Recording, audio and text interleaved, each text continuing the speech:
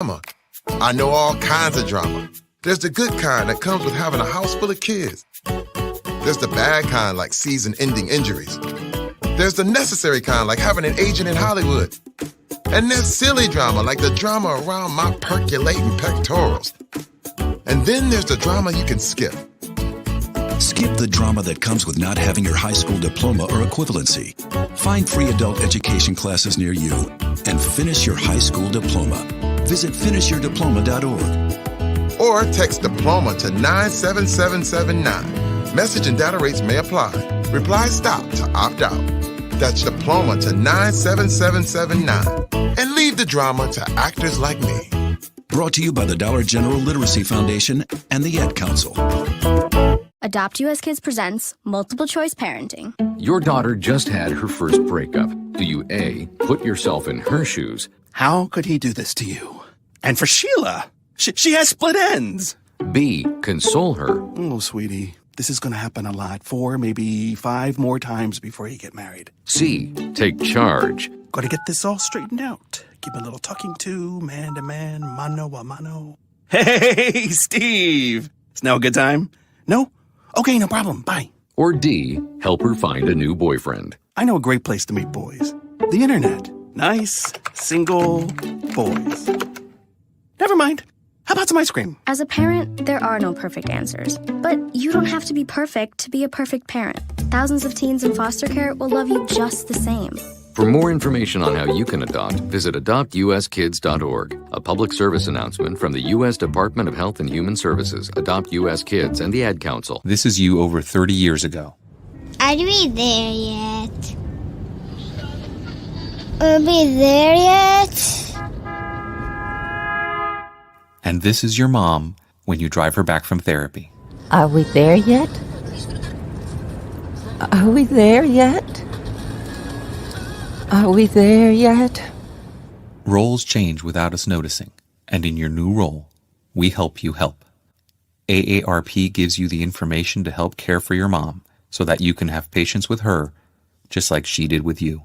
Visit aarp.org/caregiving or call 1-877-333-5885 to get practical health and wellness tips to provide even better care for your loved one. Are we there yet? Remember, visit aarp.org/caregiving. AARP, we help you help. A public service announcement brought to you by AARP and the Ad Council. When I was little, I didn't talk for a long time. I liked things to always be the same. Anything new or different would scare and upset me. I was very sensitive to lights and sounds. It was almost like I had bigger eyes and ears than everyone else. So I built secret hiding places where nothing could get in. I didn't like looking people in the eye. It made me feel uncomfortable. I'd throw big tantrums over little things like when my socks didn't match. Sometimes I'd do the same things over and over. Until one day, I found out I had autism. My family got me help. Slowly, I learned how to live with it better. You can see signs of autism in children as young as 18 months. Early intervention can make a lifetime of difference. Learn the signs at autismspeaks.org/signs. Brought to you by Autism Speaks and the Ad Council. It's Thursday night, and you're grabbing drinks with some friends. Started off with a pitcher for the table, which quickly becomes 2. There's pool. And there's the photo booth. All right, everybody squeeze in. Say cheese! Followed naturally by an order of wings. And another. Can we get some extra ranch sauce? Then there's the ceremonial nightcap. So what are we doing this weekend? And lastly, it's back to the car, which, if you're buzzed,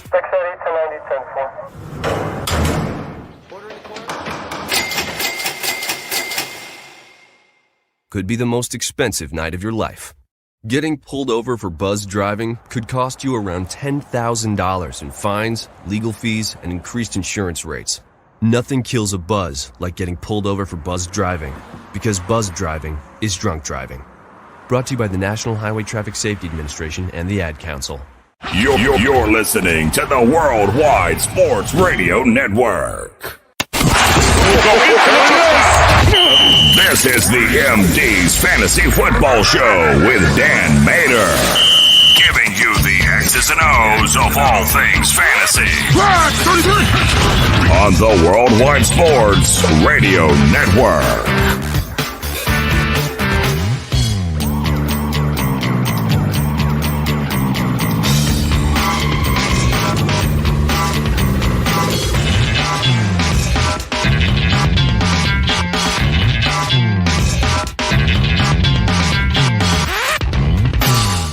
Welcome back, MD Nation, to the show. You are listening to the MD's Fantasy Football Show on the Worldwide Sports Radio Network, WWSRN, also presented to you by Belly Up Sports.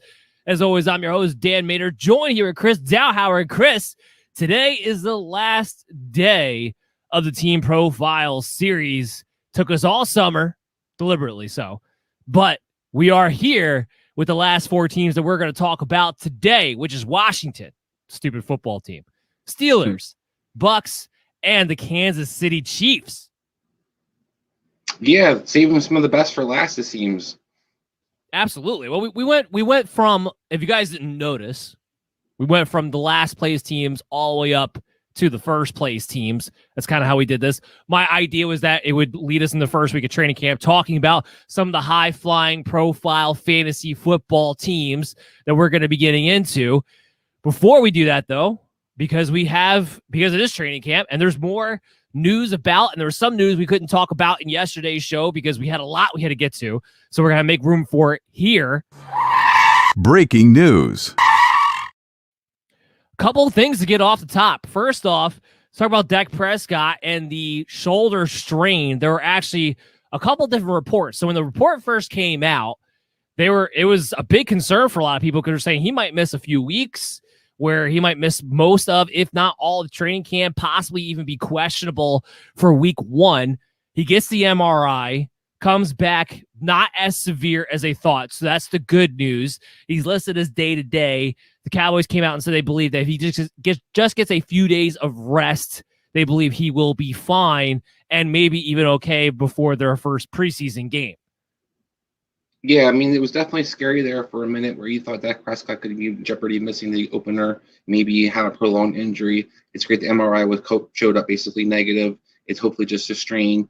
The rest should be good for him, and hopefully he'll be back out there in no time, kind of trying to make Dallas' offense. We both love Dallas' offense and their production and what they could be this year. To me, Dak Prescott's my top three quarterback. I'm hoping to keep him there. I don't want to see him get hurt. I don't want to see him have this be a prolonged thing. So hopefully it's just a strain, where he's back out there in no time.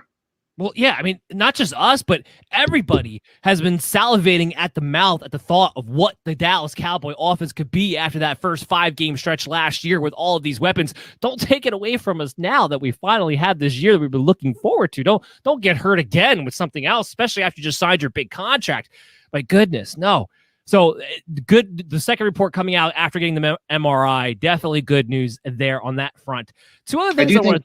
Go ahead. Because I do think it makes it really interesting to see Dallas doesn't have an Andy Dalton backing up this year. So that backup quarterback position is going to be really important for Dallas now. And you're going to talk about that we didn't get to talk about yesterday.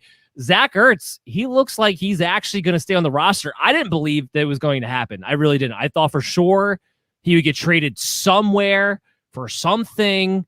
But whether it was the Eagles asking for too much in return or whether it was Zach Ertz's contract or whatever the case may be, it doesn't look like they're going to get a deal done with anybody. And now the Eagles are pivoting and saying that they're actually expecting Zach Ertz to be on the roster week one. So, Chris, just give me the fantasy analysis on this between him and a Dallas Goedert. I don't think it affects Dallas Goedert. Many people but really think it's going to. Some people think Ertz is going to still be heavily involved in this offense. I think those days are over. I think there's a reason he didn't get traded. I don't think the asking price was too high. I think basically teams do not want to pay him this money. The Eagles can't eat the money because of their salary cap issues that they have right now.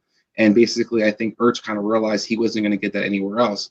Nobody really thinks he's very productive right now. He had a terrible year last year. He had no explosiveness. He showed very little out there on the field. But Dallas Goedert continued to ascend as a player. So I think basically Goedert's still going to be the man in the tight end position. I don't really think it hinders him much about Ertz playing there. I just think it kind of shows you the sign Zach Ertz's career is probably coming to an end soon. Yeah, I'm with you, and I don't think this affects Dallas Goedert. Dallas Goedert is my tight end 6 in half-point PPR leagues. I had already had him statted out just in case with the idea that Zach Ertz is going to be there. I have them actually on a 65-35 split. I think this became Dallas Goedert's job last year with the poor play of Zach Ertz, and being that Goddard's been rising in his talent and his development every single season. I think this is his job, his tight end group this year. And I have him as a tight end 6 because Jalen Hurts really targeted the crap out of him a season ago. I think that probably continues again. So I'm not worried about Goddard's value because Zach Ertz is going to continue to hang around. I mean, Zach Ertz himself kind of has to prove that he's not done, because if you look at last season, it looked like he completely fell off a cliff. Who's to say that's just not what he is now as an overpaid tight end? So I do think this is Dallas Goedert's job. The other piece of news I want to talk about before we jump into our first team of the day is Michael Carter running with the first team. Chris, this is somebody you and I have been very big on. We actually talked about him a little bit in yesterday's episode too. Everyone kept saying, everyone knew Michael Carter was going to get his opportunity. The question was, how soon was it going to be? Is it in a 3-man committee with Tevin Coleman and Ty Johnson? And you and I kept reiterating the same thing over and over and over again. We could see Tevin Coleman in the beginning of the season getting some work because of his familiarity with the offense. But a couple things. One, he's not as talented at this point in his career as Michael Carter. 2, he can't really stay healthy.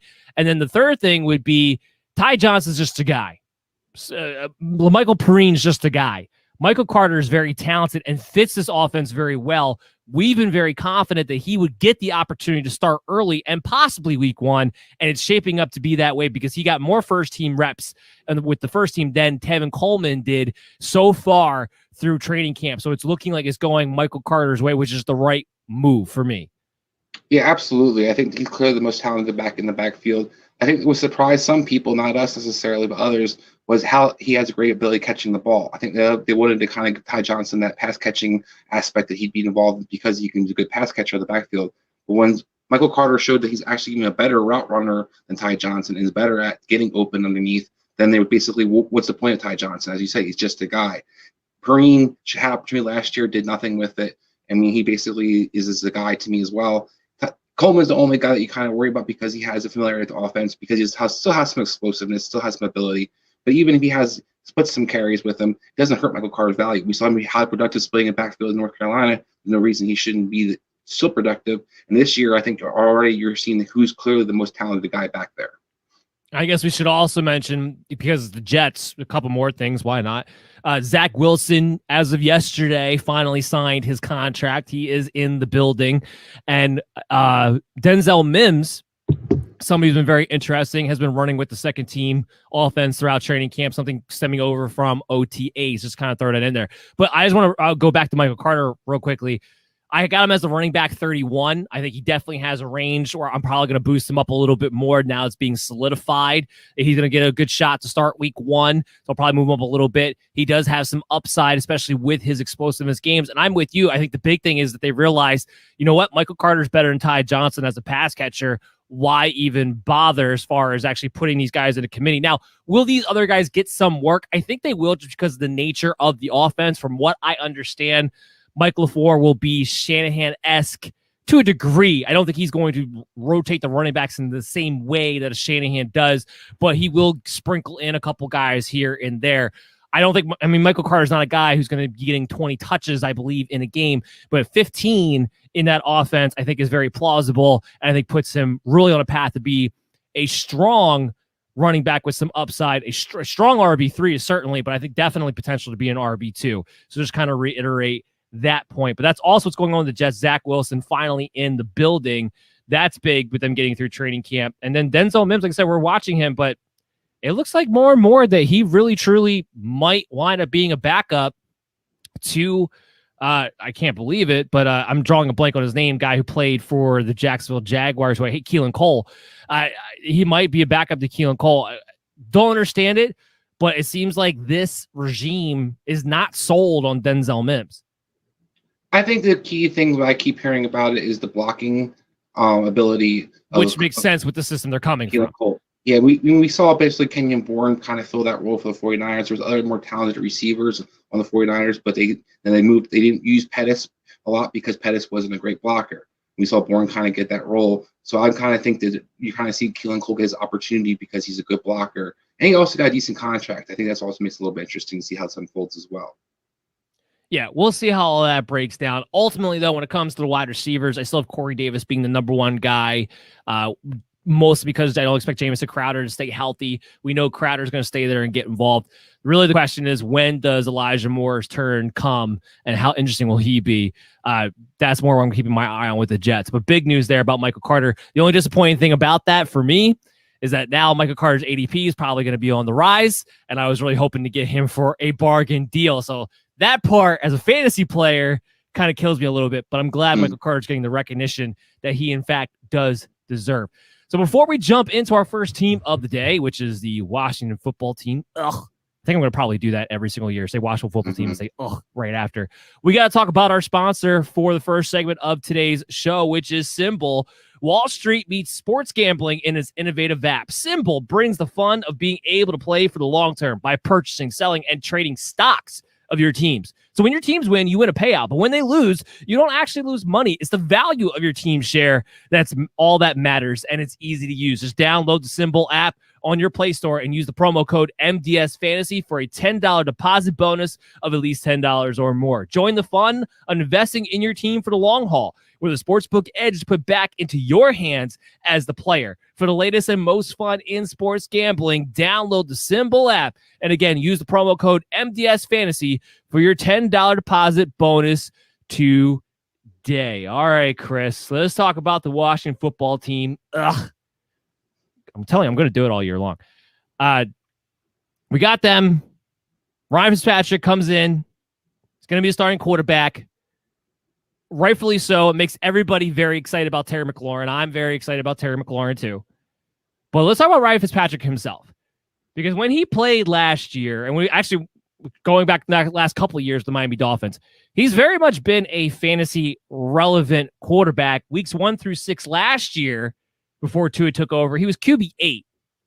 So it's kind of interesting to see him. Now, here's the thing, though. I have him ranked as QB30.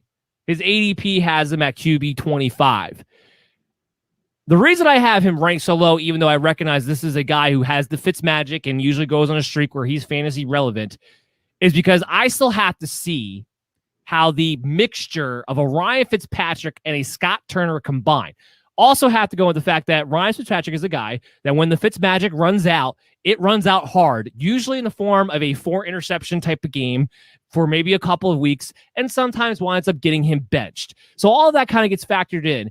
I still believe Fitzpatrick will be a streaming quarterback that we'll talk about on a week-to-week basis at some point during the season, maybe to kick things off, because I do expect him to play week 1. But that mixture, to me, I think lends a very interesting concept as far as how fantasy relevant Ryan Fitzpatrick can really, truly be. Yeah, I mean, one thing that's kind of underestimated is his ability to scramble. He does get a decent amount of rushing yards here or there because he does take off out of the pocket, so it gives him a little bit of a floor. But I think the difference between here in Miami and Tampa Bay is that he doesn't have those jump ball receivers that he had in those two other places, which I think is going to be the most interesting to see how his kind of pan out. We know Ryan Fitzpatrick's willing to be aggressive and willing to throw that jump ball, and it's a lot how he got his production the last couple of years. It has been that relevant quarterback in fantasy.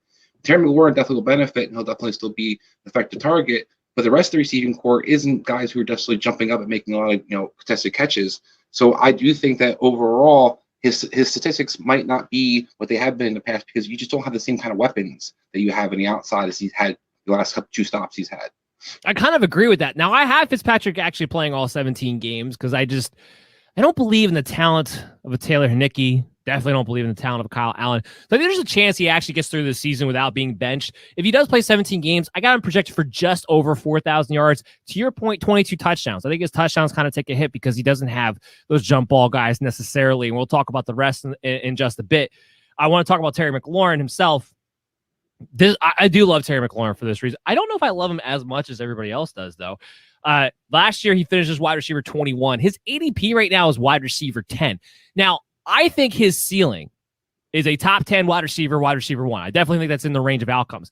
But I have him ranked as a wide receiver 15 because I think there has to still be some objectiveness to and then some of a debate here from perception versus reality.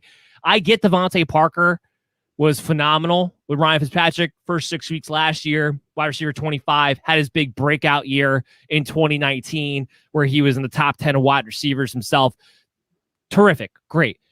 To your point, Terry McLaurin is not the jump ball receiver of a Devontae Parker. Still a great receiver, still great catching in traffic. Don't take it, but he's still not the same type. So I do think there's going to be a little bit of a adjustment period between Fitzpatrick and McLaurin where he's going to have to learn to kind of anticipate him a little bit more and actually throw him open a little bit, not necessarily throw him open a little bit more, but lead him a little bit more, whereas not necessarily just go up and get it on a 50-50 ball. I think there'll be an adjustment there. But ultimately, the reason why I'm so excited about Terry McLaurin like other people, we know Fitzpatrick's going to throw him down the field and give him opportunities down the field, which is something we've been begging for Terry McLaurin because he has a great skill set when it comes to that. Very rarely ever able to utilize that, though, because of that issue. I have him projected for 140 targets, 93 receptions, 1,100 yards, 6 touchdowns. The touchdowns is the key. I still don't know how many touchdowns Terry McLaurin gets with a Ryan Fitzpatrick. Like I said, the ceiling is up there, top 10, but that's kind of why I still have him as a mid-level wide receiver 2, just with some upside at wide receiver 15 right now for me. Yeah, I'm in the same boat. I mean, to me, this guy reminds me a lot of Calvin Ridley. Calvin Ridley made that giant jump last year to the top-tier receiver, and people are kind of banking on him to do that again this year because you saw that progression. But Terry McLaurin, while I think he's going to still have the volume and he's definitely going to be, the main guy in the receiving corps for Washington, I do have some questions when it comes to how effective he's going to be from, down the field. The deep throws will be there, but that deep cross is one of his better patterns. That's not a Ryan Fitzpatrick, strength. He doesn't throw a great cross. He doesn't throw the ball well down, the deeper 20, 25-yard throws where McLaurin excels at. So I do think that's going to be interesting to see how that kind of folds. You might see more big plays, but I think volume's not going to be there as much as people kind of anticipated it being in jump. Now, maybe he does become Calvin Ridley because of the red zone usage of Calvin Ridley had last year. Calvin Ridley was number 2 or 3 targeted guy in the red zone last year. So if he still gets if McLaurin gets those kind of targets from Fitzpatrick, then he should have the numbers to be a top 10 finish. But if he doesn't, I'm with you. The 6 or 7 touchdowns seems very reasonable to me. I don't really see the number jumping. Yeah, and that's kind of what holds me back from projecting him into my top 10 wide receivers. But you talked about these wide receivers don't have the profile that Ryan Fitzpatrick has had success with in the past. One of those guys being Curtis Samuel. I haven't projected at wide receiver 41. What leads me to believe is I'm not going to tell MD Nation anything they don't know is the fact that, happy to report, the ADP on him is wide receiver 42. So people are not as big on Curtis Samuel. I think they're recognizing a couple of things. One, that he doesn't have that big jump profile that Ryan Fitzpatrick usually has success with, even though there's been all this talk about, Ryan Fitzpatrick, he's known for getting 2 wide receivers involved. I'm like, yeah, but you go back to the Jets, it was Marshall and Eric Decker, 2 bigger guys. You go to the Dolphins, it was Devontae Parker and Preston Williams, 2 bigger guys. If it wasn't Preston Williams when he was hurt, it was Mike Gesicki, again, a bigger tight end. So that is what he targets. Curtis Samuel's a smaller guy who has to get open, more of a gadgety type of guy. Here's the other factor for Curtis Samuel why I'm not too big on him. He's going back to Scott Turner, the same guy who didn't really utilize him properly to begin with. I mean, wide receiver 36 in 2019, last time he was with Scott Turner, and he was number 2 to DJ Moore then. Last year, which was his big breakout season, quote unquote, under a much better offensive mind, was still only wide receiver 25. So he made the jump from a low-end wide receiver 3 to a high-end wide receiver 3, and that was his quote-unquote big breakout season. He goes back to Scott Turner. He goes to a quarterback who doesn't utilize that type of wide receiver nearly as much. I have him for 750 yards and 4 touchdowns.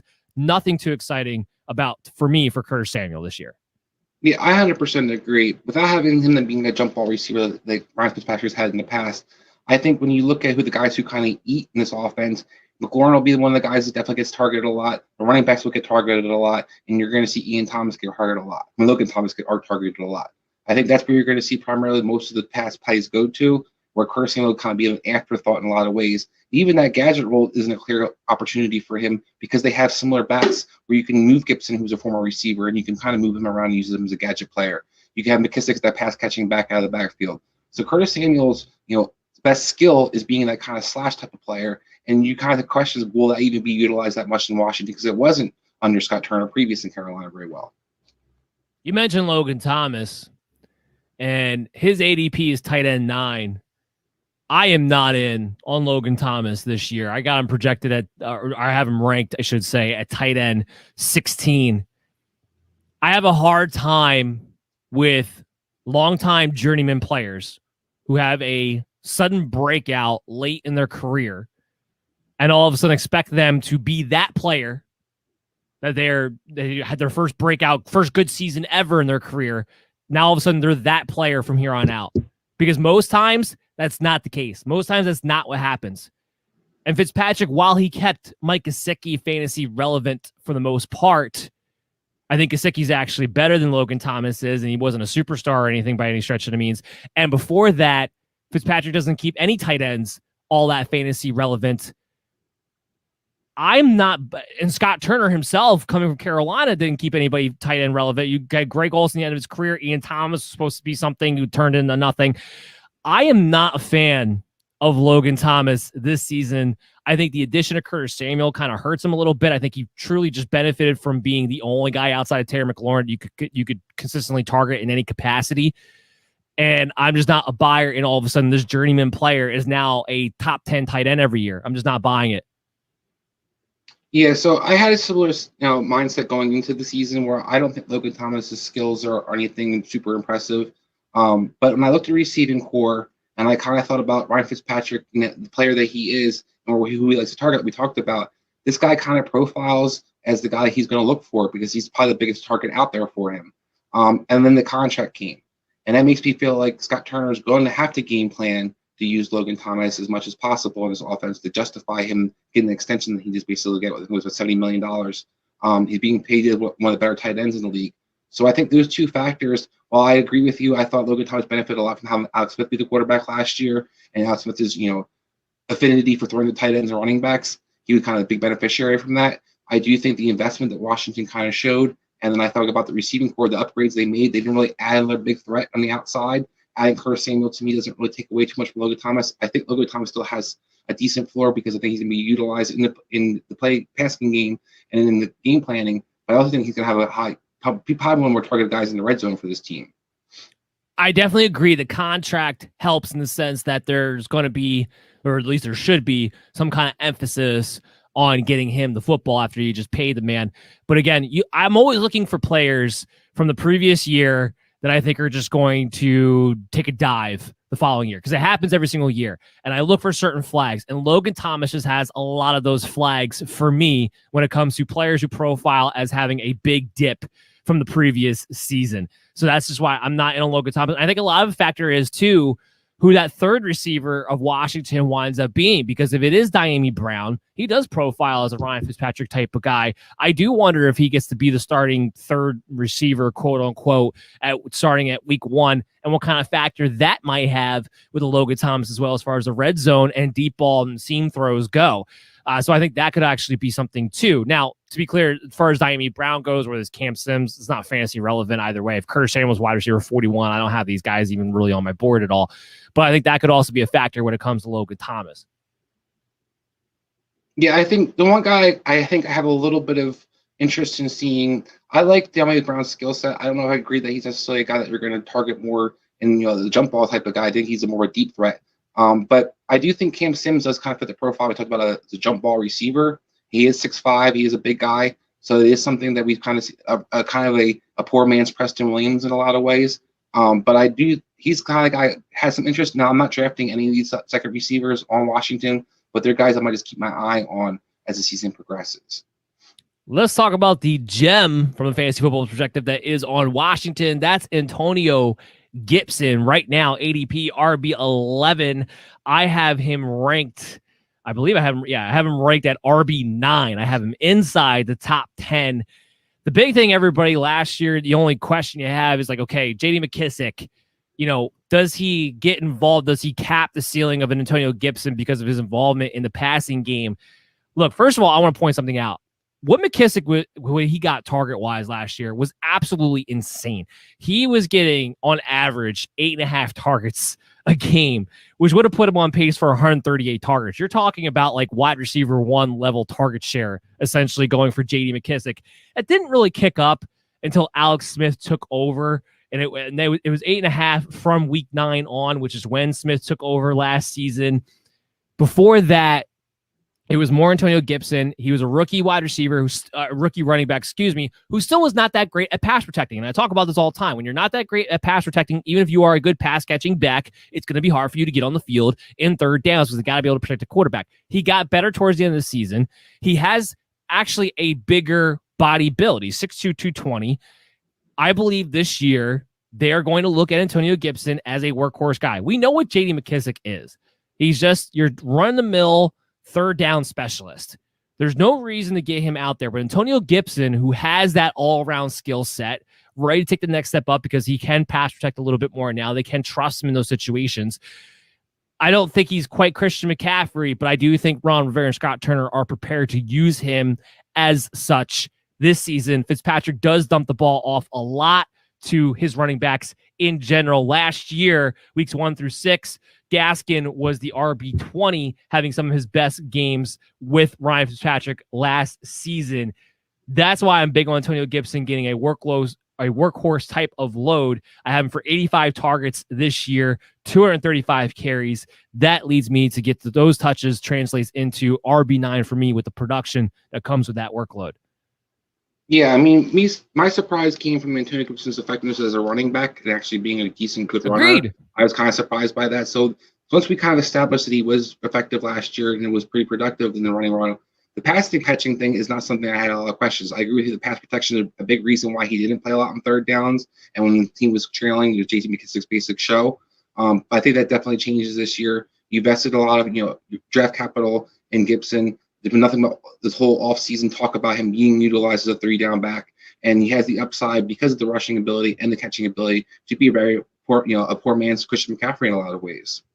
That was what was so surprising about J.D. McKissic being so involved, because we knew that Antonio Gibson's best skill set coming into the NFL was his pass catching ability, and that's why it comes down to that pass protection issue when it comes to rookie running backs.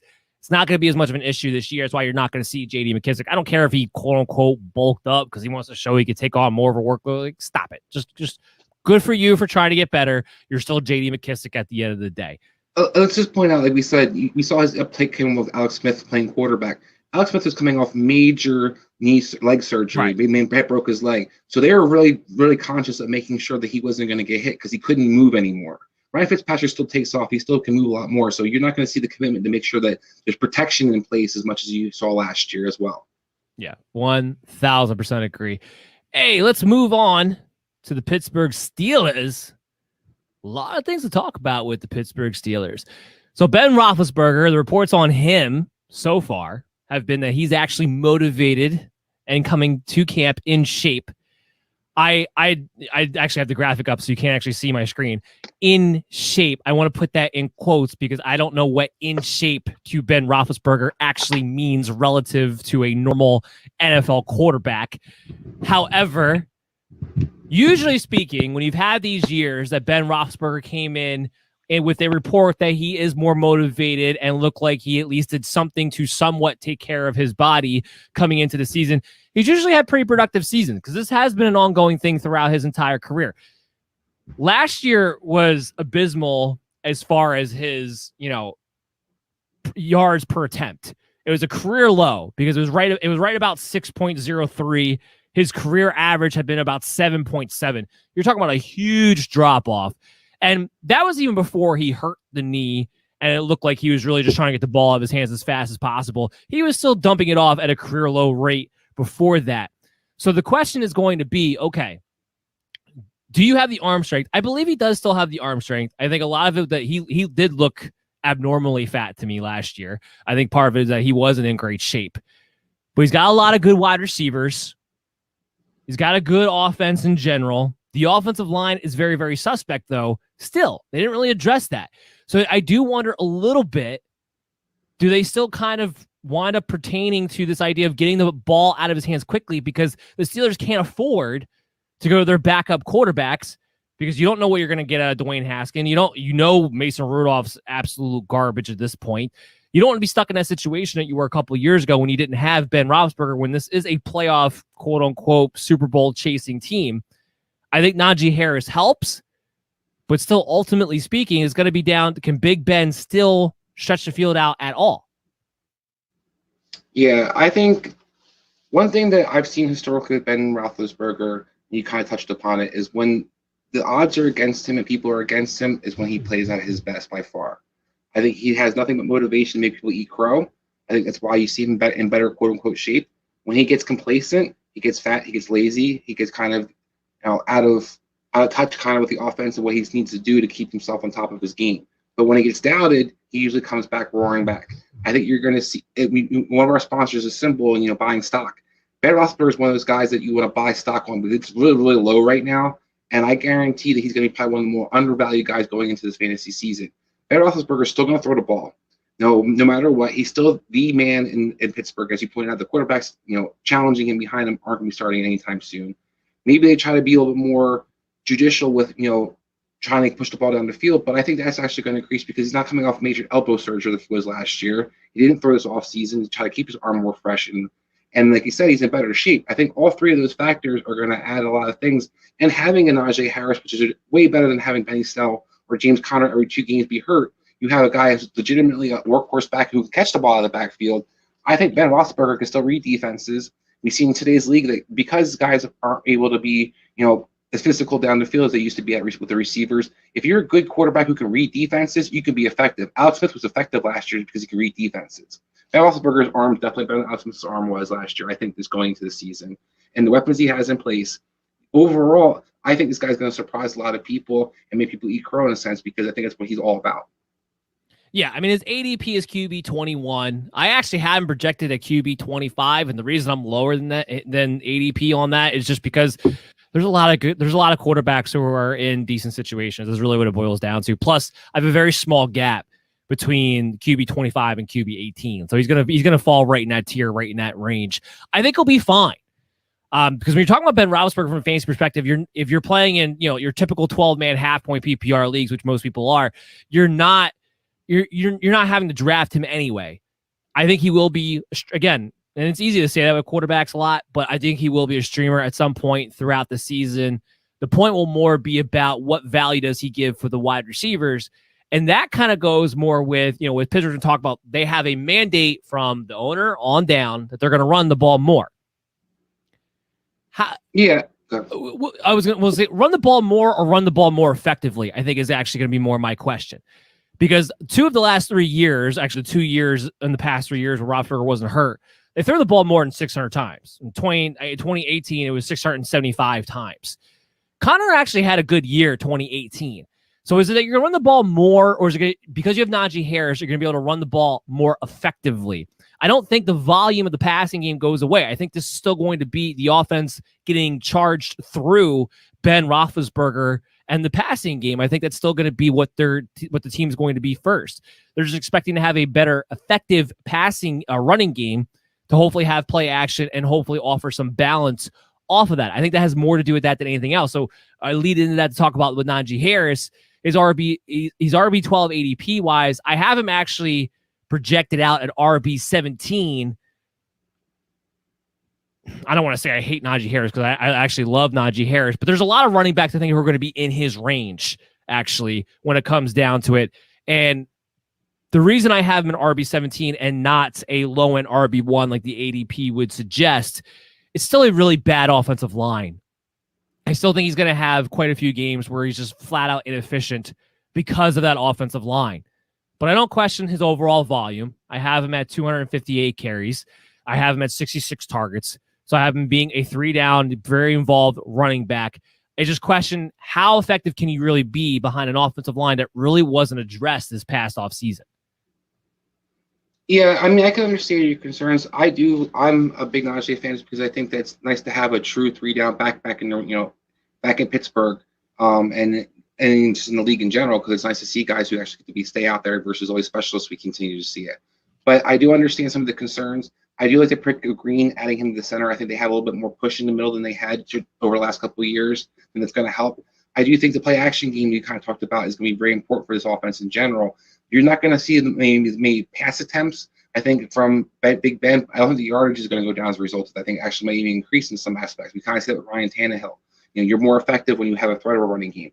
So I think Najee Harris is still going to be a guy who's borderline RB1. I can understand the concerns about the offensive line, but I think overall he's got a hell of a floor. When we look at the volume, he's probably going to see. Ben loves check downs with his running backs.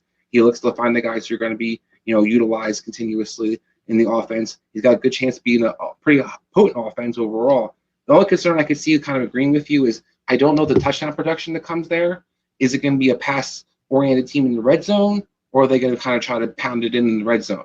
That, to me, is going to be the kind of key of how high Najee Harris actually finishes, because I don't know if the guarantee he gets double-digit touchdowns. So I can understand why I love the volume I think he's going to see week in, week out. I can see some concerns that he might not have the same touchdown protection as some of the other top-tier guys might have. Right. And I mean, I have him for 10 total touchdowns, 8 rushing, 2 receiving. But I think it's a more fair value for a Najee Harris. I think you're putting yourself in a better position if you're drafting him as a mid-level RB2, just to give you some wiggle room in case that offensive line winds up being a hindrance, and in case they are still essentially a pass-first team. Because again, I go back to, is it running more or is it running more effective? Where you can run as much as you did last year, but because you have Najee Harris, because the play calling will be a little bit more unpredictable, because you have a true workhorse back, I think you have a chance to be running a little bit more effective, at least more so than last season. But there's a lot of guys in that range where I like their upside just a little bit more, their efficiency just a little bit more. That's why I have an RB17. I don't hate Najee Harris, though. I still like him a lot. Still like the fact that there's very few workhorse backs out there, and he's going to be one of those guys. So let's talk about the wide receivers, because this is where I think I'm going to catch. It's definitely going to be controversial to some degree. Now, not with Deontay Johnson. I'm right in line with the ADP. The ADP right now is wide receiver 22. I have him ranked at wide receiver 21. I think he's the safest Steelers wide receiver. He's still going to be the number one target in my eyes. Have him for 136 targets, 88 receptions, just over 1,000 yards, 7 touchdowns. I really don't think he changes much from last year as far as his overall production goes. I really, really don't. It's the other guys that I'm a little further down on. Juju Smith-Schuster, ADP, wide receiver 31. I have him projected at wide receiver 35. I still believe he's the second targeted receiver on this team. I know some people want to say they think it's going to be Chase Claypool taking that step up. That's not his role in the offense. Schuster is still going to be the guy who slots in and out with Deontay Johnson as far as inside and outside. Claypool's still going to be the guy who's going to be the deep ball threat, the guy who stretches the field, who's going to line up on the outside and not get moved around a whole lot. And I don't think that, therefore, for that reason, just because Juju's on a 1-year contract coming back to Pittsburgh, I don't think that means he winds up being the second targeted wide receiver. And to top it off, I think we see some regression in touchdowns because of the switch a little bit to the rushing game. Right now, Chase Claypool, his ADP is wide receiver 29. I have him projected at wide receiver 50. I think we're going to see a sophomore regression as production goes out of a Chase Claypool this season, because I don't believe Ben Roethlisberger is going to be chucking the ball down the field as much. Kind of similar to what we saw. Now, Martavis Bryant had some other issues going on as well, but kind of similar to what we saw in Martavis Bryant, where you blow up, and then because you had that touchdown regression and your targets do not improve, because I don't think his targets are going to improve, therefore his yards are going to improve, he wound up taking a big drop, because that's what kept him fantasy relevant last year. It's why he was a fantasy sub, because of those big play touchdowns and how many he got a season ago. So I love Deontay Johnson. I think this guy would blow up to a true superstar this year and make a similar jump that Stephon Diggs had made in Minnesota, where he was pretty good running, pretty good receiver, and then all of a sudden he had that big jump. I think Deontay Johnson kind of profiles for me that. I think the drops will be addressed a lot, which he definitely had an issue with last year. I think that'll make him more effective and more utilized. I understand I do think Juju will be the second targeted receiver in this offense as well. I don't know how much better Juju does overall. I think Claypool, to me, his key is going to be how involved the tight end is going to be, how involved is James Washington going to be. I think Claypool can have really similar statistics, if not maybe improve a little bit from last year, and all three of these receivers can eat if they kind of do attrition by subtraction. If James Washington is going to continue to kind of steal some of his touches or some of his snaps, then it's going to be an issue for you. So I agree with you. He's not going to be the guy that he's going to be some regression in touchdown usage. But Ben does like to have this big receiver. Traditionally, he likes to throw up this big receiver. He utilized, Plexico Burris. He utilized Martavis Bryant. He has, this guy to me is an athletic monster in a lot of ways. So he's got some of that A.J. Brown aspect in him, where he takes 2 catches and you can break one and it could be a big play for you. but I understand the concerns when it comes to overall volume. If James Washington is going to continue to be involved in this offense, and you're going to utilize Eric Ebron in their number 1 draft or their number 2 draft pick, Pat Vermouth at tight end, then there could be concern with what does Claypool actually finish. If he becomes that true number 3 utilized guy, I think all 3 of these guys can eat. I mean, they all ate technically last year. Like, I know Juju, his name's not sexy. Everyone's very bored by Juju, but he still finished wide receiver 18 last year, as bored as you were. So you're still a wide receiver 2. Claypool in his own right finished as wide receiver 19. I'm with you on the James Washington thing too. It should be Chase Claypool, but we know there's been reports Ben Roethlisberger, for whatever reason, really loves James Washington and always is volleying for this guy to play. I mean, there was a point last year where that happened, and all of a sudden James Washington got on the field more the following week and took away from Chase Claypool. That happened during the year last year. There were 7 times Chase Claypool finished outside the top 36. And those are the games where he didn't hit the big play. And that's my concern. If the big play's not there, he bottoms out. And I don't know if there's as many big plays there this season, just from a natural regression of things. Not that he's going to be a worse receiver, but just from a production standpoint. I know a lot of people are going to disagree, obviously, because they have him as a wide receiver 3, and I'm telling you he's a wide receiver 5 for me. There's definitely that potential there because he has that ability. But I see a sophomore slump in store for Chase Claypool, and people are going to be surprised, I believe, that Juju Smith-Schuster is still going to be as involved as I have him projected out to be, which also goes with Eric Ebron. Eric Ebron, his ADP is tight end 29. So I do wonder if that has an effect as to why people are so high on Chase Claypool, because for some reason they seem to think that the tight end suddenly in a Steelers Ben Roethlisberger offense is not going to be involved. Apparently, that's the only explanation you can come up with, your ADP being tight end 29. When he finishes tight end 15 last year, I have him projected as the tight end 18 this year. He's going to be a mid-level tight end too. I think you're going to be able to stream at some points in the season. But ADP 29, that makes no sense to me. Like I said, the only thing I can go off is the investment in the tight end position in the draft. That maybe they think Pat Vermouth is going to steal some of his opportunity and he doesn't play. What as much tight as ends? What second-round tight ends ever get a ton of work in the first rookie year ever? Can we just? People need to get on the same page. Totally agree with that. I just wonder if it's going to be a snap thing, and why people are kind of doubting maybe Eric Ebron's productivity as a result of that. But I'm with you. I mean, we know traditionally, similar to Stafford, we talked about yesterday's show, that Ben Roethlisberger loves to throw to his tight ends in the red zone. So I don't think that Ebron necessarily has a drop off the world that the people are kind of predicting. But I do think maybe that's why they're kind of considering that he does have a drop off, not simply because of the receivers, but more so because of the competition for snaps at the tight end position. But I think that you also have to kind of think about utilization in the running back too, because I think that Najee could steal some of these catches for some of these guys too, which is going to be interesting to see how that kind of unfolds. Yeah, I agree. Overall, this offense to me is one of the more slept-on offenses that you can kind of see a lot of production, all like in Atlanta traditionally, where you can see a lot of different guys be productive, but you don't need to reach on anybody. So I'm with you that I think these guys are kind of have some nice ceiling in a lot of ways. The floor is kind of curious, but where they're going ADP wise, none of these guys really reaches in my book, and they all have something you can kind of look for and target accordingly.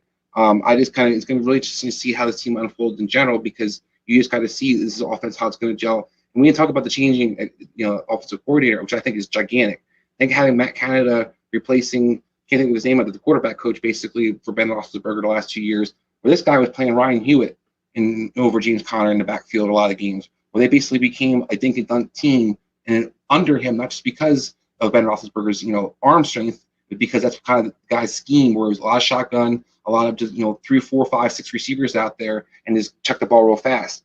To change the Matt Canada, you're going to see a lot more jet sweep action. You're going to see more plays pushed down the field. So I think the volume is going to be different for all these guys overall. So PPR, you might see some of these guys decrease a little bit, but I think the yardage and the touchdown production actually is going to increase. You might not see Juju finishing top 20, but you're going to see him finish pretty strongly because his yards will be way better than averaging 9 yards per catch in this year. Yeah, I mean, I agree on the part that this offense in general is being slept on. I think the Steelers as a team is being slept on. There's so many people out there who are, I guess, because they're excited about the Browns. You still have a lot of buzz about the Ravens, and I guess people are are not, obviously not the ones in Pittsburgh, but people are kind of like, oh, it's the same old Steelers. Like, yeah, their defense is good, but everyone's undefeated to win 10 last year. Right. And this was like the number one team in the AFC essentially for the majority of the season last year. And yet everyone seems bored by them because the offense wasn't super flashy or Ben looked like he took a step back. This is still a very good football team. This is still going to be a very good offense. There's a lot of talent here. And I'm with you as far as most of their value is fair, except for I'm much lower on Chase Claypool. And I'm looking at the ADP and the guys that he's around. You're talking about guys in the T. Higgins area. Definitely would rather have a T. Higgins than a Chase Claypool. Devonta Smith is actually wide receiver 30. I'm much lower than ADP is on him. So I think, Claypool, Devonta Smith, okay, fine, they're in the same territory, but they have Juju behind them. We talk about that. I'd rather have Juju than Chase Claypool. I'd rather have Cortland Sutton than Chase Claypool. I'd rather have DJ Chark than Chase Claypool. I'd rather have Deebo Samuel than Chase Claypool. I'd rather have Will Fuller. I'd rather have Brandon Cooks. There's a laundry list of guys behind Chase Claypool who I would much rather have and feel much safer about their floor to ceiling ratio than what they have going on right now with where people would be taking a Claypool as of this moment. I can go with most of this other than Deebo Samuel, but I am also a big believer, and we talk about this sometimes about our belief in his talent. I think Claypool's talent is a guy that I might invest a little higher than some people because I believe in the talent, and therefore I think the production comes with that. We'll see exactly what happens. All right, what we're going to do is take a quick break. Come back on the other side. We still have the Bucs and the Chiefs to talk about, along with Mailbag segment, as always, for you guys. So stay tuned on the Worldwide Sports Radio Network, WWSRN, presented to you by Belly Up Sports and MD's Fantasy Football. We'll be right back after these messages.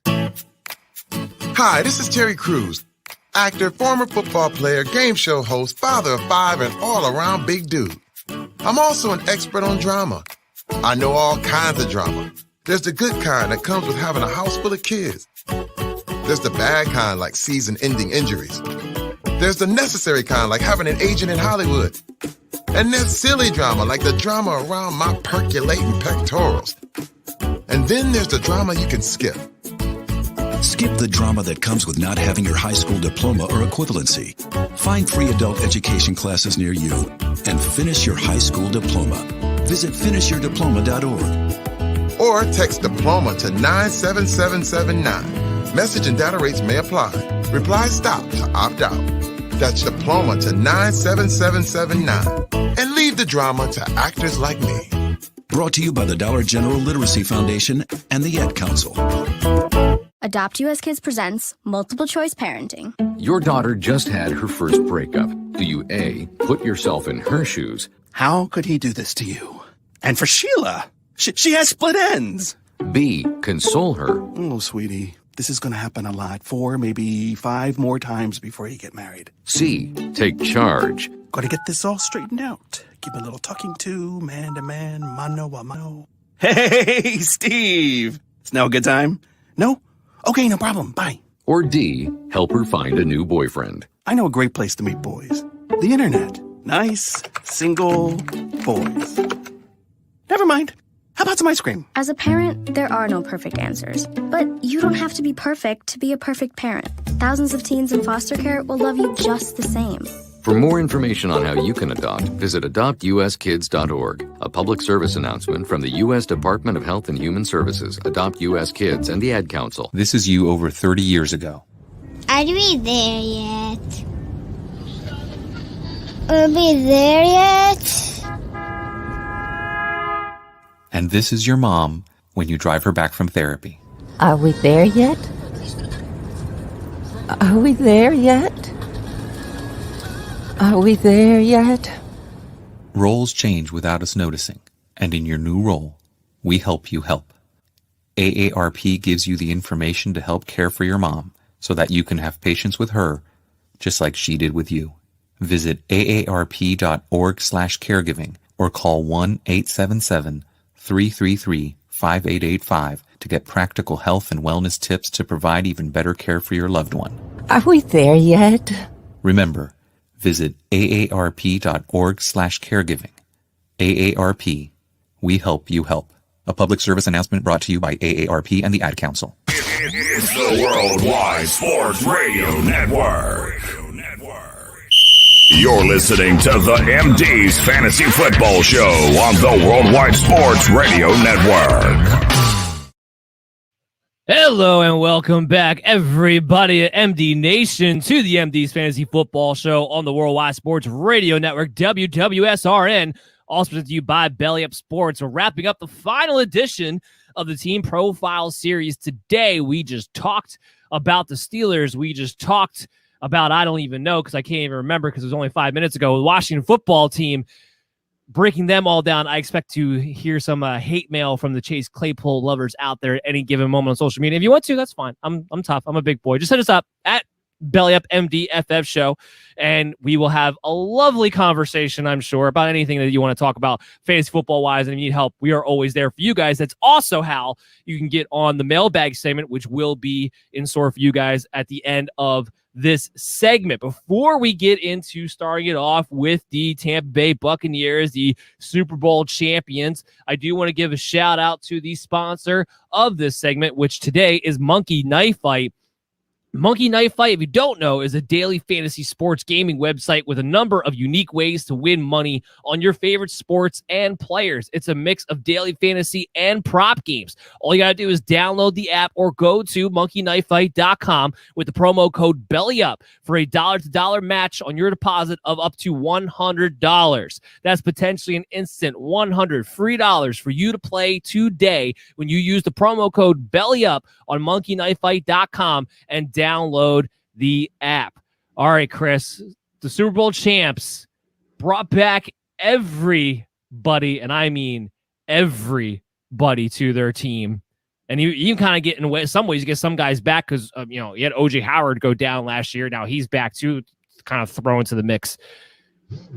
What is the ceiling for this team that performed so well last year without an offseason, without a training camp? They get that now this year, coming off of a Super Bowl win. What is the ceiling on this team? I mean, I think it's incredibly high. If you look at the last time Tom Brady had weapons like this in the seasons he put up in New England and how they were historical, I think there's an opportunity for that to happen again this year. We had a quarterback who wasn't completely healthy last year, still learning the system.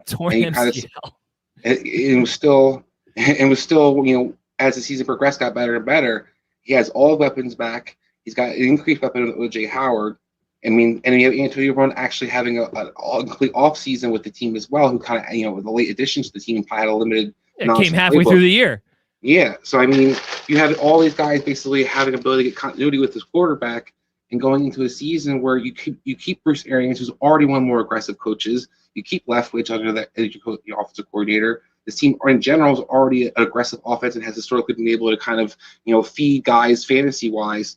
You have opportunity for one of the few teams in the league. I was going through the list during the commercial break of how many teams can you think that have a player starting on every position be fantasy relevant. This is one of those few teams. I think the Rams could be one of those teams, Titans, Steelers, the Cowboys, to a lesser degree, maybe the Vikings and Cleveland.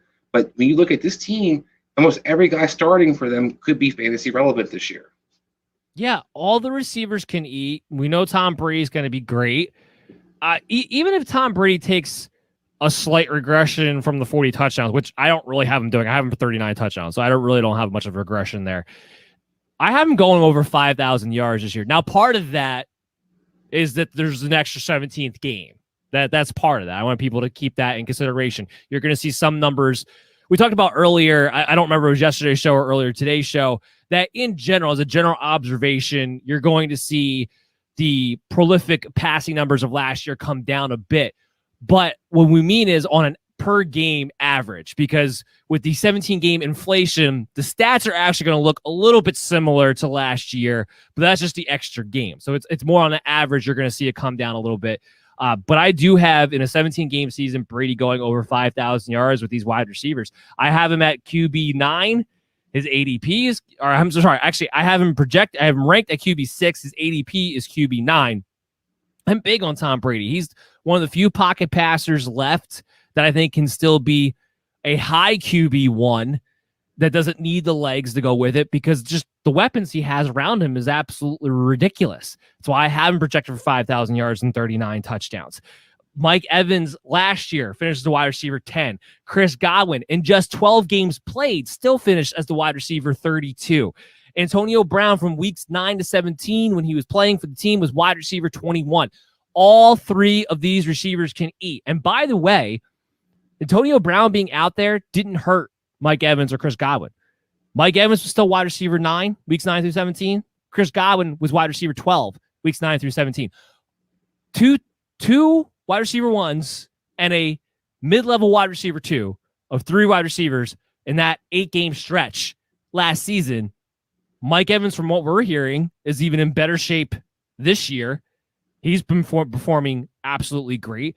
Antonio Brown, the great thing about Antonio Brown is that he was 2 years removed from football, playing halfway through the year, and still performed to that level. And Chris Godwin was still able to maintain fantasy relevancy even with him on the field. It's a testament to Tom Brady. It's also a testament to Bruce Arians. Because of his system so aggressive and willing to be aggressive, everybody who's a pass catcher gets to eat. Now, with Mike Evans, his ADP is wide receiver 12. I actually have him projected as wide receiver 8. Chris Godwin, his ADP is wide receiver 16. I have him projected at wide receiver 12. And Antonio Brown is the value because his ADP right now is wide receiver 41, which is insane to me. It makes absolutely no sense that his ADP would be wide receiver 41 when you actually pay any attention to what the numbers are telling you, which is all three receivers are great. I am projected at wide receiver 23. So I have all of them are a little bit ahead of their ADPs as far as Evans and Godwin go, but they're right around that range. So the guy who I'm most excited about would be Antonio Brown because of that value stretch there. Yeah, I 100% agree. I think that people kind of forgot and have written off Antonio Brown. But we've always seen that Tom Brady, if you can run routes effectively, he's going to target you. He's going to utilize you. And then to your point, this guy's coming off actually having an offseason. He had been out of the league for 2 years, learning a brand new playbook, and he was able to kind of establish and be productive right off the bat. Now what can he do moving forward? And can he kind of be that prototypical slot receiver in a lot of ways that Tom Brady's had historically, whether Wes Walker, Julian Edelman? Because Antonio Brown brings a lot of that kind of things to the table where he can just be a volume machine. And because we're not really sure how this running game is going to unfold, the passing game is going to be their top priority for this week in, week out. All three of these guys can easily surpass their ADPs, and all three of these guys can easily be receiver 1, receiver 2s. Yeah, 100%. And just keep in mind, Antonio Brown last year out-targeted Chris Godwin 62 to 55 during that 8-game stretch last year. So I don't get why I just don't understand the ADP of 41 for an Antonio Brown. Like he's somehow going to get left out of this offense. He's not. The one part that I think might get left out as far as the pass catchers go that I do not want to necessarily touch for the Tampa Bay Buccaneers is the tight ends. Right now, Gronk, his ADP is tight end 10. I know he finished last year as a tight end 8. But this is where O.J. Howard coming back is my issue. Where if O.J. Howard comes back, he's going to get worked in. Because you have to presume for the future anyway, Tampa Bay would rather be investing into O.J. Howard. And Gronk was fine with what he was able to do. Like I said, he finished as tight end 8. Pretty impressive for a guy who was out of football for a while. Again, just a benefactor of how great this offense truly was. But if you have O.J. Howard back in the mix and Cameron Brate still gets mixed in to some degree, and you have Ron Gronkowski, and you have Antonio Brown for an entire season, the one position I think could get left to the wayside a little bit would be the tight end position. And because it's potentially a 3-man committee, I don't know how much I want to touch a tight end for the Tampa Bay Buccaneers. I have Gronk projected at tight end 24. Yeah, I can understand the trepidation that comes to the tight end position, especially if these guys kind of cannibalize each other. To me, the key is going to be the Giovanni Bernard involvement in this offense. If Gio is going to be that James White role and be a pass catcher, then I think the tight ends, you can't necessarily feed the tight ends as well. But if he's not, Bruce Arians has been successful using his tight ends. He's a guy who used Kobe Fleener and Dwayne Allen. We've seen Tom Brady feed 2 tight ends before. In Green Bay, when they were really good, they had Randall Cobb and Adams and Nelson. You still see Jamarco Finley have some good years. So there's still a tight end that can kind of rise up and still score. The problem you're going to have, I think, overall is not where they finish, but how consistent they're going to be week in, week out. So that's why I understand you're kind of concerned of not really wanting to just touch a tight end position so much, because there's a lot of guys where you clearly see their role and clearly where they fall on the food chain. But this is going to be a team where it could be O.J. Howard goes over 100 yards. Next week, it could be Gronk that goes over 100 yards and has 2 touchdowns, and O.J. Howard does nothing. You're probably going to have a lot of games like that this year where you're going to have a struggle kind of predicting which guy is going to go off. And we kind of saw the receiving core last year where you had big games out of Scotty Miller, you had big games out of Watson, because these guys all have talent, and we know that. And Johnson had a couple of decent games. Tom Brady's going to throw it to the guy who has one-on-one coverage. He's going to go to the guy who's be able to beat his guy on him and keep going to him. You just don't know week to week who that's going to be. So I understand the concern to tight end. Overall, they'll probably all be productive season-wise, but week in, week out, you can't guarantee any of these guys are going to be the man. No, agreed. You mentioned Giovanni Bernard. So let's talk about the running backs. And usually it waits to the end of the show to put up a poll, but I put this poll up, and it was designed for this episode. We need to use it here. So I asked MD Nation what running back did they believe was going to be the most fantasy relevant on a consistent basis. I thought the consistent part would be the key. Apparently, everyone went nuts. Ronald Jones got 60% of the vote. Leonard Fournette, 27%. Giovanni Bernard, 13%. My only conclusion, and by the way, MD Nation, I'm sorry, 60% of you are wrong. My only conclusion of why it's 60% of Ronald Jones is because of that one report that we got out of training camp about how Ronald Jones is looking impressive and impressing Bruce Arians with the way he's running, how explosive he is.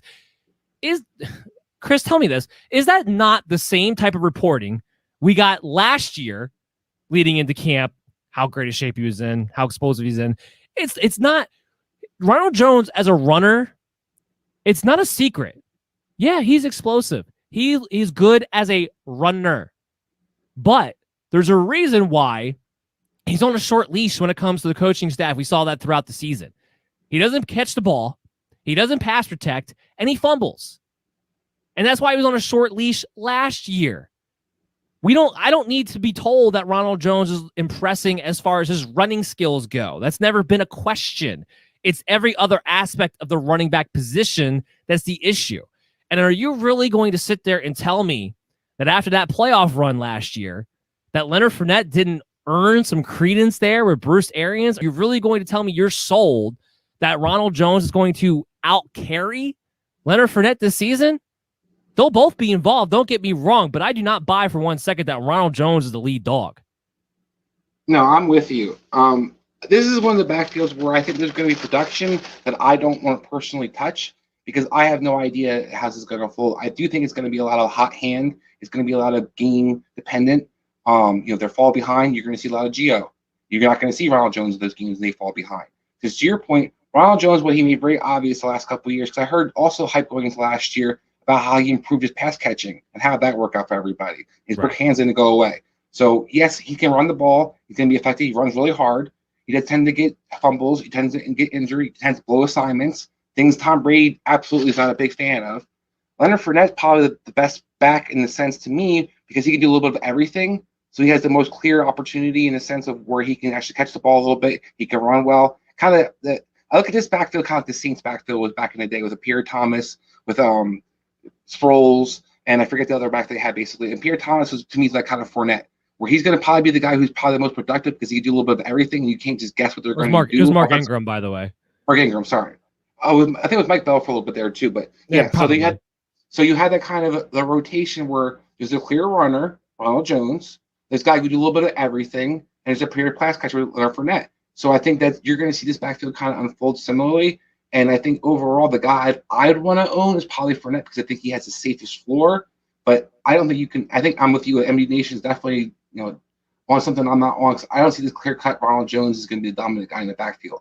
It has to be just that one report. I don't have anything else to point to. There's nothing from last year, especially to where the way the end of last season ended. Why that many people would believe it would be Ronald Jones, other than that one report of one impressive day at camp. And to your Gio Bernard, he mucks everything up. He just does. He mucks everything up because the one thing that was keeping Leonard Fournette and Ronald Jones somewhat consistent on a week-to-week basis, where you could play either one, you weren't necessarily stuck in a situation like who's it going to be, was that they were by default getting receiving work. Now, all of a sudden, if Bernard takes on, let's say, that James White type of role, well, I don't know how much receiving work Ronald Jones or Leonard Fournette are going to receive. I have Leonard Fournette as the highest ranked running back at RB 37. His ADP is RB 32, so I'm lower than him on that. Ronald Jones' ADP is RB 29. Absolutely ridiculous. I have him ranked at RB 45. Again, I have both these guys under the ADPs because I think people are discounting too much that Bernard really, truly, I believe, will have a significant role when it comes to the passing attack. And it wouldn't surprise me if it winds up being in a range of outcome where Giovanni Bernard doesn't just have a role, but is getting 70% of the passing attack work. It wouldn't surprise me if that were to somehow wind up being a scenario.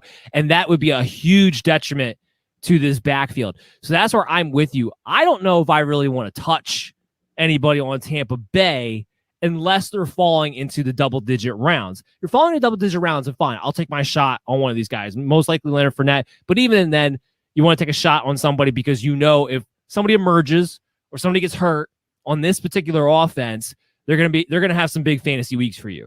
So I'm willing to take a shot on them. But as far as guys, as anybody in this backfield, if everybody's healthy, somebody that I want to start on a week in, week out, no. Even Leonard Fournette, who I have ranked high, is not. I haven't ranked at RB 37, so I haven't just outside RB 3s. I don't necessarily want to play anybody in this backfield on a week-to-week basis. Yeah, I'm 100% with you. And let's not forget that both you and I are both fans of Keyshawn Vaughn's talent as well, and he's still in the backfield there. So this isn't a guarantee situation. Even if one guy gets hurt, it's a clear cut. This guy's going to be the guy. There's going to be so much of an opportunity for there to be a rotation and just kind of riding the hot hand. So it reminds me a lot of New England backfields back in the day where everybody can be productive in some senses, but who are you going to draft or who are you going to play that week? You just didn't want to mess with it. This team's going to probably be very similar in a lot of ways. Yeah. So we love the wide receivers. We love Tom Brady. I'm skittish on the tight ends, and the running back room is a mess thanks to the addition of Giovanni Bernard. So let's talk about the Super Bowl losers, but the fantasy winners because they're fantasy darlings. And that's, of course, the Kansas City Chiefs. Sammy Watkins is gone. I feel like not a lot changes for the Chiefs from last year to this year because while Sammy Watkins was technically still there, Kansas City had kind of consolidated their offense to revolve around Mahomes, Kelsey, Tyreek Hill, and then, what was left over for the running back position essentially at that point. I don't think that changes too much this year. So we'll be kind of blunt, or I'll be kind of blunt to the point, at least on this. Mahomes, my QB1. I don't see why that should come as a shock. He is actually, his ADP is a QB1 right now. We know the sky's the limit. We know it's a great offense with Andy Reid. We know he has great weapons. We know Patrick Mahomes is the best quarterback from a talent standpoint in the NFL. I don't think there's any question about it. He can continue to get better because he's so young, which is probably the scary factor of all this. And them losing Sammy Watkins doesn't hurt him in any capacity. So I don't know how much there is to talk about with Patrick Mahomes. Do you have any comments for Patrick Mahomes? Yeah, I mean, I'm 100% with you. I think the addressing the offensive line makes sure that he has that floor week in, week out. He doesn't get injured. You're right. I should have mentioned that part. You're going to kind of make sure that he's guaranteed to be that QB1 in a lot of ways, I think. Well, yeah, that goes to my Tyreek Hill point. Tyreek Hill is my number one wide receiver. The reason I have Tyreek Hill over a Stephon Diggs and a Devontae Adams for Tyreek Hill's side of the argument. Last year was great. This year could potentially be even scarier because of that offensive line. You buy Patrick Mahomes more time to throw the ball further down the field for Tyreek Hill to go get it. This entire offense could be on crack, which is hard to imagine being where they've been for the past couple of years. And that would even benefit Tyreek Hill even more with even more deep ball shots to take. It's that factor why I have Tyreek Hill as my wide receiver 1. He actually is being drafted in half-point PPR leagues as the wide receiver 1, too. I was a little bit surprised by that. Thought it would be maybe Devontae Adams with Aaron Rodgers back, but it is Tyreek Hill number 1. I'm right there with ADP. Yeah, I mean, I can't argue that. I have Devontae Adams as beast because I like the consistency and I see the clear role. You are the alpha in this offense no matter what. Or Tyreek Hill, you kind of have to debate who's going to be the alpha week in, week out. But to your point, where I definitely kind of agree with you, is you give Patrick Mahomes more time, he's going to be more effective and be able to push the ball down the field with Tyreek Hill even more.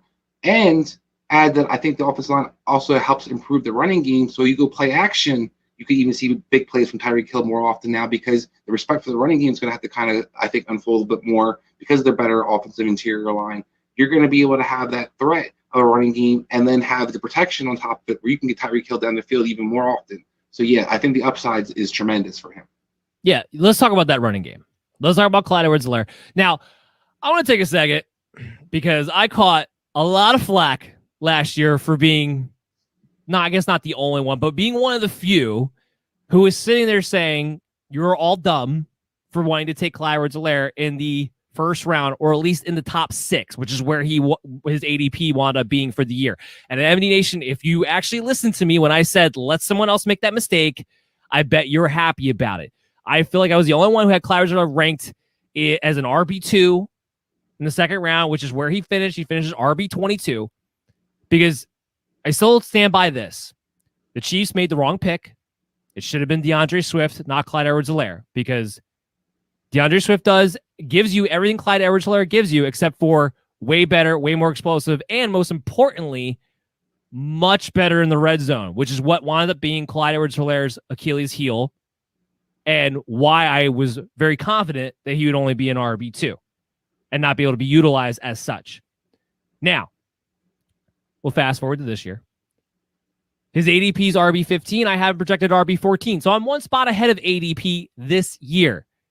It's all thanks to that offensive line. I still think Clyde Edwards-Helaire is going to have some big issues when it comes to the red zone. I still question the idea that Kansas City doesn't wind up signing some veteran back who's out there right now, Todd Gurley and Adrian Peterson type, and potentially wind up taking over that red zone role, because I do think he's inefficient in that area. But also, we've seen the last 2 years the Chiefs bring in some sort of veteran. They brought in LaShawn McCoy 2 years ago. Last year, they brought in Le'Veon Bell halfway through the year. I very much see them doing something similar again this year, either in some point during training camp or early on in the season, given some of the names that are out there that I could see them bringing in, especially for that red zone role. Because Clyde Edwards-Helaire just does not have power when you get inside the 5. He just doesn't. Now, that offensive line's a lot better, so he might not have to have the power necessarily that he would need to. And the reason why I have him improving from last year is I have a couple extra rushing touchdowns. And here's the other thing. I buy into the idea that the Chiefs will at least make an effort for more screen attempts. I don't buy into the idea that Patrick Mahomes is going to check the ball down more. It's not who he is. It's not what his skill set is. It's not what this offense is designed to do. I don't buy into the idea that with Mahomes having extra time to throw the ball, he's going to get rid of it faster by checking it down to the running back. No, I don't buy into that. But I do buy into the idea that Andy Reid may be more conscious of trying to get Clyde Edwards-Helaire a few more screens. So I think he will get a few more targets. He's a solid RB2. I don't believe he has RB1 upside because he's not an elite athlete at all. And he'll have those issues in the red zone, like I said. So I think his ADP at RB15, I have projected to RB14. That's where he belongs. And I don't think he has much more of a ceiling after that. So we definitely differ on our viewpoints of Clyde Edwards-Helaire. Going into last year, I never thought he was a top 6 pick. So that part I will clarify. I don't think he was. I think that where he was. Oh, I wasn't saying that you were one of the ones saying. No. I'm going to say I'm just going to make sure I'm establishing that. I was a big fan of Clyde Edwards-Helaire. I was never that high on him going that high. Having said that, I love him going into this year. I like the production. I'm not worried about a veteran being signed. Everybody kept telling me last year how Le'Veon Bell was going to steal his job. That never happened. Le'Veon Bell was not somebody who all of a sudden Clyde Edwards-Helaire. It did affect his workload. Not really enough to really consider that it was a detriment to his production. He actually got better as the season progressed. So I think that for me, and by the playoff time, where was Le'Veon Bell? So I think that he kind of earned his stripes last year, and I'm not as concerned about somebody coming in and kind of stealing his touches. I think that he will be more utilized in the passing game. Overall, my biggest things that I'm excited about are 2 things. Number one, the improvement of the offensive line I think is going to be huge. People really don't really think about how bad that line was in a lot of ways. You had a lot of guys who were masked by having Patrick Mahomes be their quarterback, be guys who have been cut from other teams, have been basically considered bust, Cam Irving amongst them, people who just basically were out there, and because of Patrick Mahomes was able to kind of save them, they weren't able to be exposed until that Super Bowl in a lot of ways. You have definite upgrades at tackle position in Orlando Brown. You have definite production increases in the interior. And I love the Humphrey draft pick as well. So overall, the versatility and depth of the offensive line I think is considerably better, which is definitely going to benefit the running game. And number 2, I do think that Andy Reid does make more of a conscious effort. That's key for this Kansas City Chiefs offense when it comes to the running back position. When Andy Reid has historically shown when he wants to be effective and utilize the running game, a la Kareem Hunt, a la Brian Westbrook, they can be extremely effective. They can be one of the top tier guys you can have. However, it seems like every other year he forgets about that and gets pass happy. So I kind of hopeful that going into the season with the production offensive line, with Patrick Mahomes coming off some, a little bit banged up injuries last year, they make more of an effort to kind of utilize that running game. And we kind of talked about, you don't need necessarily the volume for Patrick Mahomes to be effective because we're going to have probably more big play opportunities because of the offensive line increasing and being better. So I love Clyde Edwards-Helaire. I do think he has more upside than just being an RB2. I do think he has RB1 upside, but I'm not opposed to where he's going ADP-wise. I think you can kind of debate whether you take a J.K. Dobbins or a Gibson or some of those guys with him or over him, but I think it's clearly that he falls amongst those guys with him and Najee Harris. Those kind of guys are guys who you pretty much guaranteed they're going to be involved in the offense week in, week out, and you're going to be a safe pick. But I don't think that he necessarily doesn't have more upside potential because I do think that there's guys such as a Jonathan Taylor, such as like an Aaron Jones, where he can match their production in a lot of ways. He doesn't have the home run hitting ability of any of those guys that you mentioned. He does belong in the I don't think he has a problem with being explosive enough. I don't agree he's not running a 4.3. But a 4.6. But I've seen people be very productive, and the guy I kind of go to is the all-time rushing leader in Emmitt Smith. Emmitt Smith was never considered a guy who was a breakaway guy, but still had big plays. He's still way more powerful than a Helaire. I don't disagree with that. I'm not saying that they're the same back, but I do think that the idea that you have to run a 4.3 or 4.4 to be explosive, I think on an offense where teams are basically going to play cover 3 shell most of the time, you have a chance to easily gash and get 7-8 yard rushes here and there, which is going to add up real quickly for you. I maintain that from an athletic standpoint, Clyde Edwards-Helaire is a better between the tackles James White. That is what he is. And if it wasn't for the fact that he was the lead running back on this offense, we would not be talking about him in this light. We would be talking about him as a low-end RB3, RB4, if he would even be starting for another NFL team.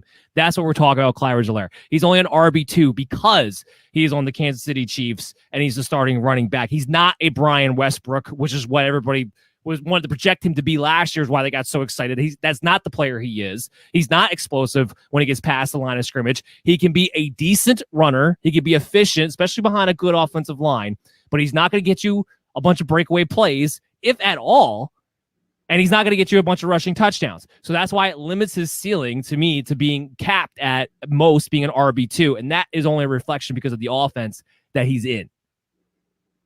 Kareem Hunt ran a 4.6. Brian Westbrook ran a 4.6. Kareem Hunt has way more power and way better vision. I just don't necessarily think that the speed is the thing that we need to focus on. I think you're still going to see big plays. It's the combination. It's the combination of the speed and the lack of size. Yes, if you are a more powerful running back like a Kareem Hunt, a bigger build who breaks more tackles and gets out on the edge that way, then yes, the 4.6 doesn't necessarily have to hinder you the way it would. But when you're Clyde Edwards-Helaire, who's a smaller guy to begin with, doesn't have that breaking tackle capability, and you're running a 4.6, it's that combination as to why he is not amongst those top running backs as far as NFL purposes or as far as fantasy purposes go. Physical profile-wise, what's different between him and a Brian Westbrook or a Priest Holmes? Westbrook and Priest Holmes were way more explosive. Based on Holmes was a lot bigger. Wasn't Holmes 6'1", 220 or 210? No, Holmes was 5'9". He was about 208, I think. Between 208. You thinking of Holmes or you thinking of Jamal Charles? Priest Holmes. And I'm talking about Priest Holmes. I'll look it up here in a second. But go ahead and make your point. I was asking physical profile-wise. What's different between a Priest Holmes and a Brian Westbrook and Edwards-Helaire? Again, they're more explosive.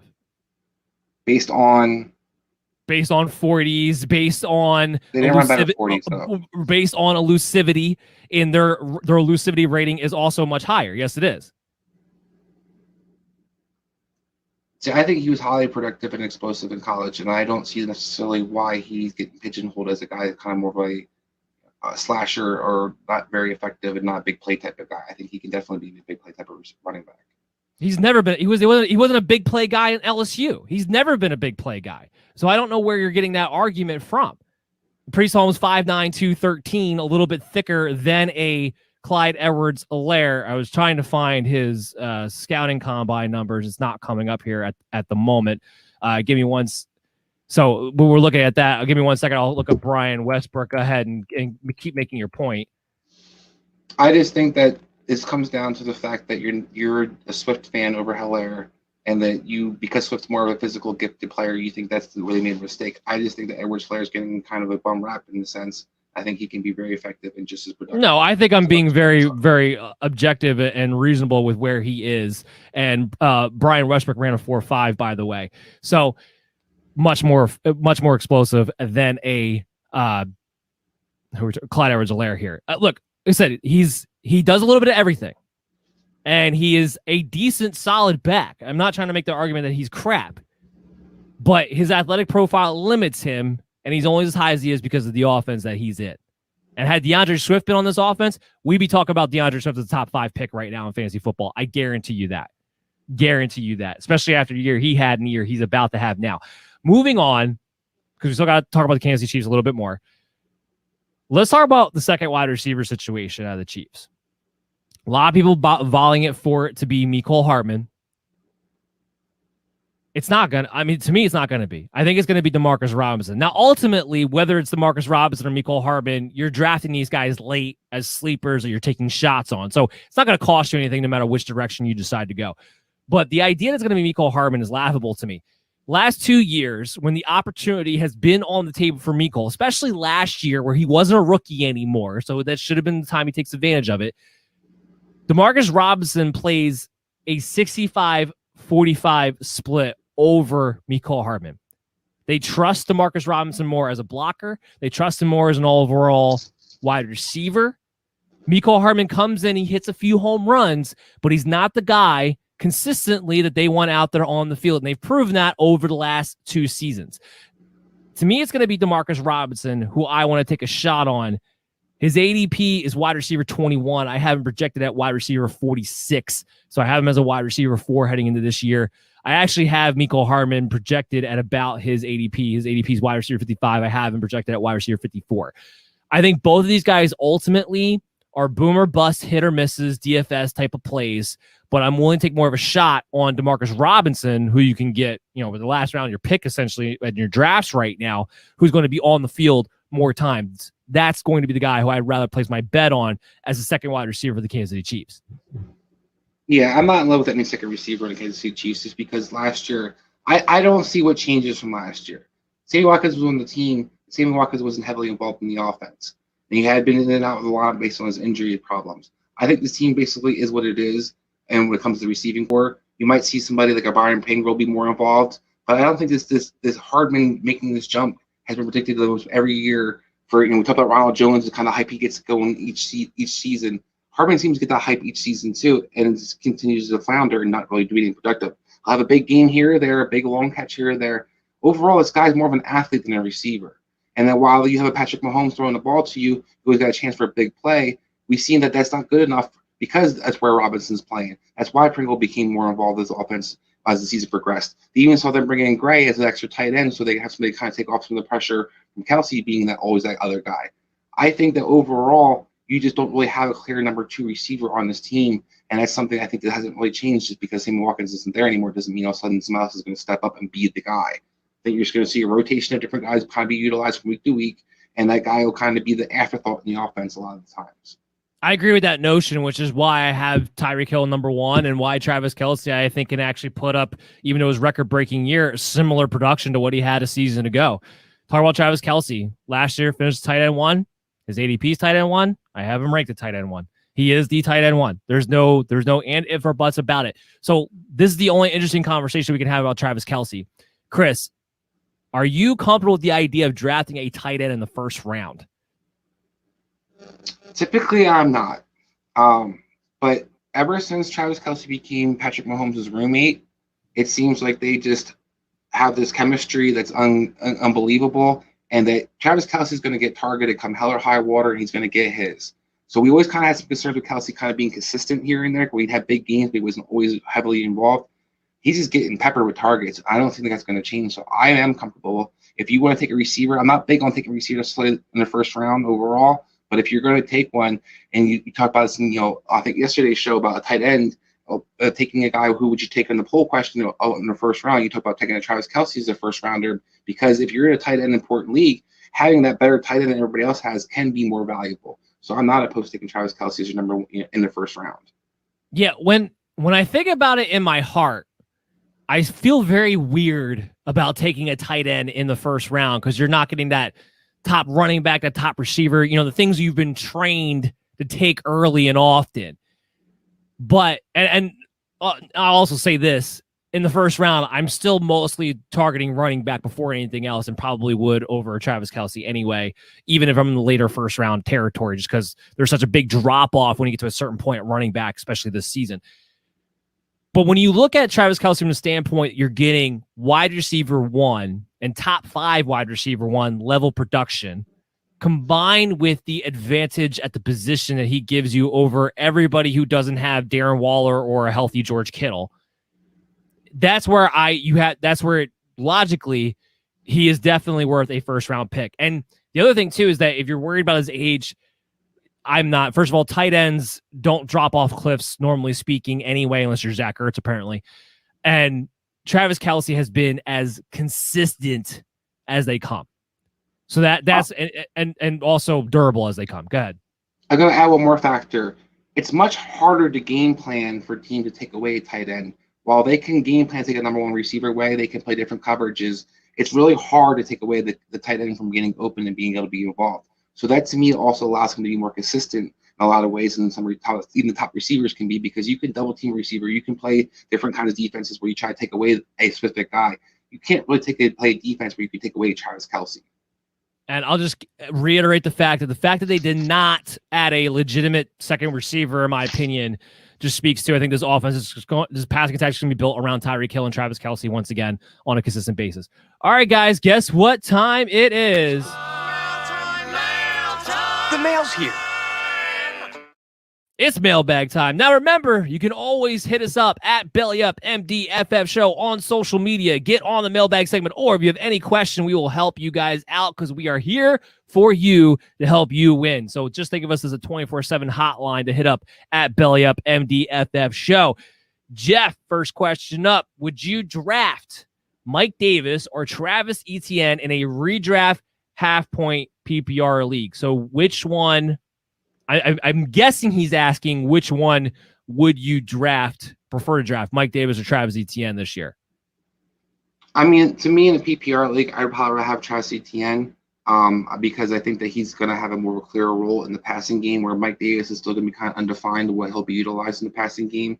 He's not. Well, do you think somebody else in Atlanta is going to take away the passing attack for Mike Davis? He's not just going to get all the volume. We haven't seen Arthur Smith really throw to the running backs either in previous stops. So that's where I'm more curious to see how kind of he's utilized offensively. I mean, we didn't see Derrick Henry become utilized out of the passing game. They really didn't bring a third down back in very often in Tennessee either. So I don't know what Davis can catch the ball decently. He's kind of, he played the McCaffrey role last year in some ways, but he really isn't somebody that you necessarily guarantee he's a great route runner or anything like that. He's going to be heavily involved in the passing game. So that still, to me, remains what I'm seeing, where we've already heard about Travis Etienne being utilized as a slot receiver, being utilized as the primary pass catcher. We know he profiles as a better pass catcher than James Robinson or even Carlos Hyde does. So there's more of a clear opportunity to be relevant in PPR leagues to me than there is for Mike Davis.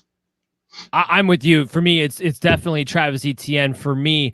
Now, here's the one thing I will say. This question is a little bit dependent on what is the structure of your team up until this point. Because if you're talking about Mike Davis, Travis Etienne, you're probably talking about the 4th, 5th round territory. Did you go wide receiver heavy and you just need a solid RB2 to kind of hold down the 4 for you? Then I might go with a Mike Davis, because early on in the season, we don't know necessarily. There is a chance that Travis Etienne is relegated to just the passing game work. I still can't believe that would be the case after you spend a first-round pick on a running back, but knowing what we've heard so far, that is a plausibility. However, ultimately, if I'm just drafting these two in a vacuum, it's definitely Travis Etienne for me, because he has more of a chance to be a league winner down the road, because he has a pathway to take over from James Robinson, along with having the floor that usually comes with a passing attack. And I expect the Jaguars to be one of the heavier pass attacks in the league this season too, on top of it. But he also has a pathway to take over James Robinson. He could be a league winner for you in the second half of the season, where Mike Davis, I worry about him wearing down later on. Next question, Gary. I have a 6th pick. I'm considering between Jonathan Taylor, Ezekiel Elliott, Tyreek Hill, or Nick Chubb with a 6th pick in his redraft league. So first, let me say, Gary, I think you can go wrong with any of those three guys taken there. But to me, I go Zeke. It's four guys, actually. Oh, I'm sorry, any of those four guys. Who's the? Jonathan Taylor, Ezekiel Elliott, Tyreek Hill, or Nick Chubb. So I think that you can't go wrong. Although I think Jonathan Taylor probably the least guy I'd probably target there. But I think that when you look at it, when we talk about how Tyreek Hill's upside that he could have, we love Nick Chubb. He's always been productive. But to me, Zeke's the guy I would go with because I think there's a clearer route where his offensive line is very good. He should be in shape this year. He gets thrown the ball. And I think that a lot of people are kind of underestimating what he's going to be able to do this year and kind of writing him off. Well, I think Zeke can win people leagues this year. He's still a young, relatively young guy. He's, for everything we were hearing, he's actually in good shape. He doesn't look like a fat guy like he did last year. He should be more explosive as a result, and he's got something to prove. Plus, he's effective, like I said, more and more in the passing game. So overall, to me, Zeke's that guy I'd probably target, but I don't think you can really go wrong with any of those guys. Yeah, I'm with you. Ezekiel Elliott for me, too. He's my RB5 and my fifth guy overall. So you have the sixth pick and a chance to get Elliott. That's who I'm pulling the trigger on. To your point, you have a motivated, in-shape, explosive Ezekiel Elliott behind a healthy offensive line, and assuming Dak Prescott can avoid getting himself injured before the season starts, you have what's going to be a top 3 offense in the NFL, and a guy that, while he's healthy, as much as people want to talk about Tony Pollard, while he's healthy, he's the guy, including last year when it was a 75-25, or I'm sorry, a 70-30 split between him and Tony Pollard. That is his backfield when he's out there and ready to go. And when he has a chip on his shoulder, you have to get out of his way. Plus, he's going to be involved in the passing game too, just an all-around back. So for me, it's definitely Ezekiel Elliott. I do like Tyreek Hill. I do like Nick Chubb. Jonathan Taylor, to me, is not a first-round guy. We'll talk about that later on in the upcoming weeks. Next question, Beria. Better dynasty pick, J.K. Dobbins or Clyde Edwards-Helaire? I think everybody knows where I stand on this. So, Chris, this is more of a question for you. So I absolutely love J.K. Dobbins. And if he was on a different team, I probably might even go Dobbins on this situation. But I go Clyde Edwards-Helaire because I think you're always going to have questions of how involved in the passing game will J.K. Dobbins be as long as Greg Roman's there and kind of overall the Ravens' philosophy as a team. Yeah, you got finish your point, but we got to put that out there. They tend to utilize the second running back like Gus Edwards. We had seen Ingram. They tend to have a tandem back that kind of utilize with the guy. While Clyde Edwards-Helaire to me is clearly the guy in the backfield of Kansas City. He's definitely a prolific offense. So I go with Clyde Edwards-Helaire. We know where you fall, but I think he's the guy because he does a little bit of everything, and you're guaranteed he'll continue to do a little bit of everything on a good team.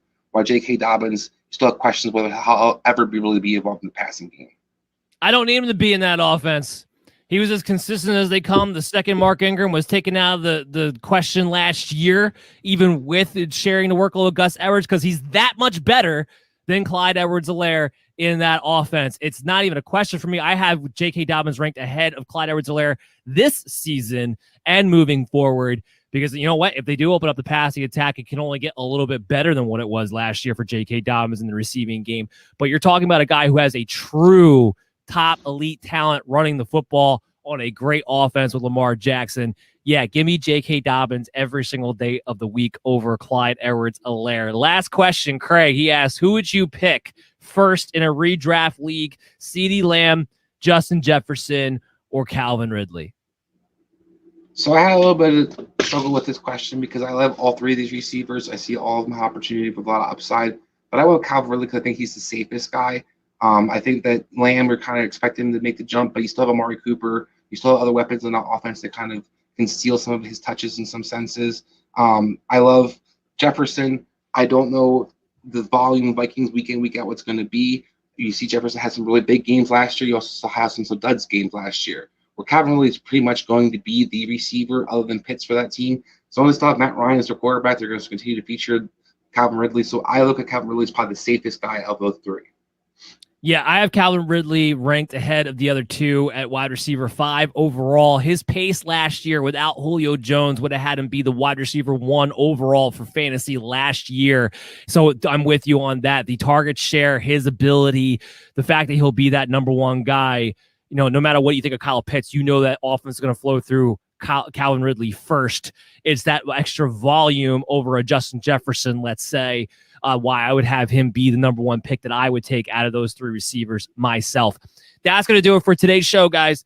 I hope you all enjoyed it. We're going to be back twice again next week, Thursday and Friday. We're going to be doing a mock draft and our quarterback top 5, bust 5, sleeper 5 on Friday. We'll be doing a standard mock draft on Thursday. So that's what you had to look forward to there, 11 a.m., 12:30 p.m. on the Worldwide Sports Radio Network. Make sure you check out the rankings, which I'll be updating throughout the week, throughout the month, really, on bellyupfantasysports.com. Check that out there, and make sure you're subscribing to us and following us on social media and always on your favorite streaming apps to be able to catch the show whenever you want. Everyone have a great weekend, and we'll see you next week.